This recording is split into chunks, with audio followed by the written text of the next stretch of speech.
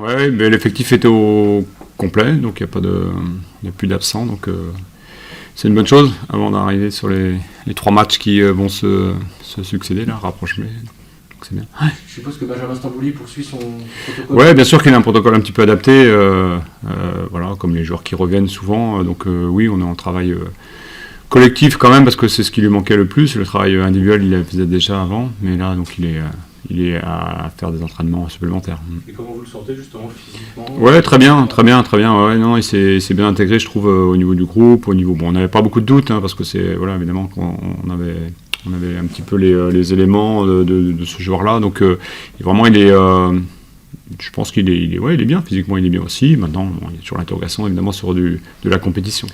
Ouais, alors évidemment qu'on a encore une fois que l'effectif soit tout au complet, c'est bien. Ensuite, on va attendre le premier match, on verra ce qui se passe un peu sur le premier match, et puis on avisera derrière sur le match de Martigues, sur le match après de 2-3. Alors évidemment que nous on est encore plus rapprochés puisqu'on joue samedi et mardi, mais pour l'instant on se projette pas trop. J'ai des joueurs qui sont là, qui sont sous la main, des joueurs qui sont avec des formes un petit peu différentes quand même. Il ne faut pas non plus dire que tout le monde est à 100%, mais c'est intéressant d'avoir tout le monde. Et puis après, on verra bien. On va passer le premier match, on fera le point après. Je pense que voilà, il y a des choses nouvelles qui sont arrivées dans le groupe. On avance. Comme je vous l'avais dit, au niveau des joueurs, même s'il n'y avait pas eu beaucoup de nouveautés, mais il y a quand même des changements dans l'approche. Et ça demande aussi du travail et du temps. Donc aujourd'hui, évidemment qu'on avance semaine par semaine. On voit aussi par rapport à l'effectif que l'on a, et puis on essaie d'ajuster, d'être plus précis, d'y aller par étapes. On verra bien ce qu'on est capable de faire. Et puis après, il y a l'adversaire aussi. Il y a Laval est arrivé avec une structure très défensive. Elle a très très bien fait. Elle a bien défendu. Elle était bien organisée.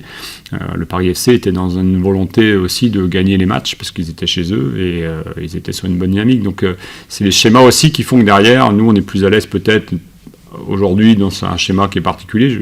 J'espère qu'on va évoluer, évidemment, que la prochaine fois qu'on jouera contre une équipe qui joue le maintien, je pense à Martigues, on sera plus fort que ce qu'on a fait contre Laval notamment. Et sûrement celui qui a le plus de potentiel, et puis qui a démontré déjà sur les premiers matchs, même s'il a perdu une fois à Amiens, mais totalement contre le cours du jeu, que voilà, c'est une équipe pour moi c'est une équipe de Ligue 1. Voilà, Lorient c'est le même effectif quasiment, ils n'ont pas été obligés de vendre leurs meilleurs joueurs, contrairement à Metz, qui a dû laisser évidemment Georges et puis Lamine notamment partir, et Arthur. Mais c'est des profils différents. Donc après, nous, on veut gagner à la maison, on veut faire plaisir à nos supporters, on veut basculer, mais est-ce que ça sera samedi, est-ce que ça sera mardi, est-ce que j'espère le plus vite possible. Nous, on ne va pas faire la fine bouche. Si on est capable de faire une grosse performance contre Lorient, on la fera. On n'a pas réussi à la faire contre Bastia et Laval. Là, on a pris un peu de confiance après notre match contre le Paris FC. Parce qu'on sait aussi que ça sera une équipe qui sera redoutable cette saison. Maintenant, je pense que c'est encore un calibre supérieur qu'on va affronter samedi. C'est Lorient qui porte le costume de favori, d'après vous?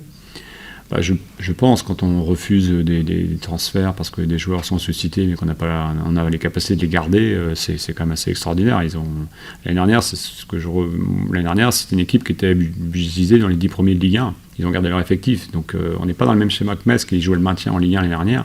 Eux, ils sont descendus, mais c'était vraiment un accident quelque part par rapport aux joueurs qu'ils avaient. Donc ils ont gardé le même effectif, et c'est une grande capacité. Derrière, naturellement, il y a des ressources extraordinaires, que ce soit pour débuter le match, pour les changements, parce que c'est aussi une équipe qui a très bien marché avec des changements. Les matchs qui ont basculé, notamment, mais ça ne m'étonne pas quand vous êtes capable de laisser des joueurs à la maison qui sont avec des CV de Ligue 1, c'est une grande qualité et puis une capacité. Donc oui, je pense qu'ils sont vraiment c'est vraiment la grosse équipe, à mon sens, de Ligue 2.